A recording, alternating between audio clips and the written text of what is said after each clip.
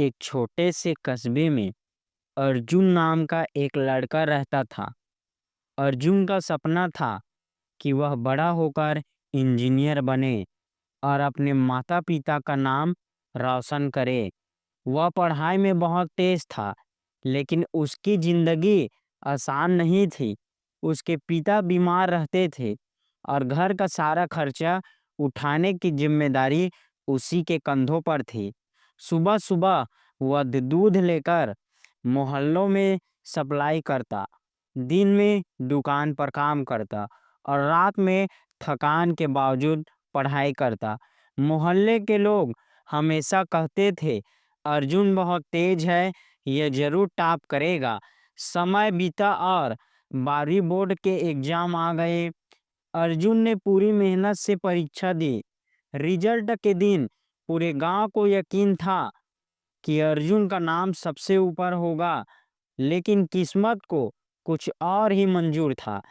अर्जुन का एक विषय में नंबर कम आया और वह पास तो हो गया, लेकिन टॉप नहीं कर सका। गांव वालों ने उसकी तारीफ करना बंद कर दिया और ताने मारने लगे।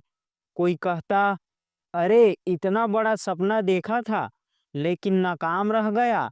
कोई हंसता और कहता, देखा, पढ़ाई के साथ काम करके कोई बड़ा नहीं बन सकता। अर्जुन हर दिन इन बातों को सुनकर टूटने लगा। उसे लगता कि उसकी मेहनत बेकार गई। एक दिन वह बहुत परेशान होकर अपने गुरु के पास गया और बोला, गुरुजी, जब भी मैं घर से निकलता हूँ, लोग मुझे ताने देते हैं। उनकी बातें मेरे दिल को चीर देती है। मुझे समझ नहीं आता मैं क्या करूं। गुरुजी ने मुस्कुराते हुए कहा, अर्जुन, कल सुबह मेरे पास आना, मैं तुझे एक काम दूंगा।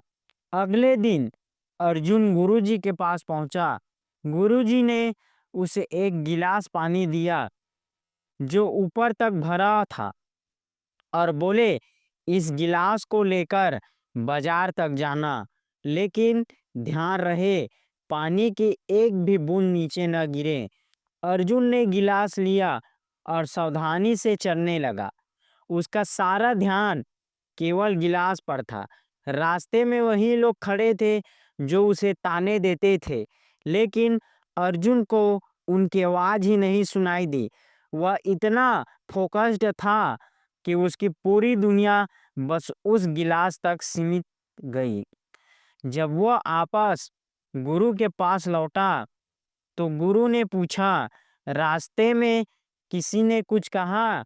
अर्जुन ने कहा, गुरुजी, मुझे तो किसी की आवाज ही सुनाई नहीं दी।